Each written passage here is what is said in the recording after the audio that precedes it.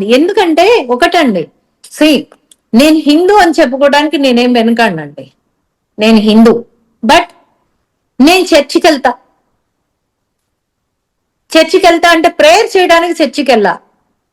ఎందుకు వెళ్తానంటే మా అబ్బాయి క్రిస్మస్ రోజు పుట్టకపోయినా మేము చిన్నప్పటి నుంచి మా ఇంటి ముందు చర్చి ఉంది కాబట్టి మేము కూడా అరటి గెలలు క్రిస్మస్ కి పంపించడం అది ఒక ఆనవాయితీ. ఇప్పుడు మా అబ్బాయి కూడా క్రిస్మస్ రోజున పుట్టాడు కాబట్టి ఆ రోజు కంపల్సరీ అరటి గెలలు పంపించడం మాకు ఆనవాయితీగా మారిపోయింది. అంత మాత్రం నేను క్రిస్టియన్ కాదండి, ఇది ఓపెన్ బుక్. నేనేమంటున్నానంటే whether you are Hindu or a Christian, ఏదైనా అయి ఉండొచ్చు, ఆ రిలీజియన్ మీది అని చెప్పుకోవడానికి మీరు ఎందుకు మొహమాట పడుతున్నారు అని అడుగుతున్నా, ఎందుకు సిగ్గుపడుతున్నారు అని అడుగుతున్నా. నా రిలీజియన్ ఇది, నేను పలానా హిందూ, నేను పలానా ఇంకోటి అని చెప్పి ధైర్యంగా వెళ్ళక, ఇక్కడ ఏంటంటేనండి నేను హిందూ అండి, I respect Christianity, I respect minority, everything.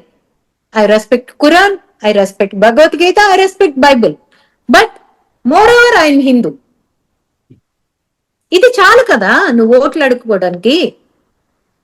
నువ్వు వచ్చి దొంగ హోమాలు చేయాల్సిన అవసరమే ఉంది.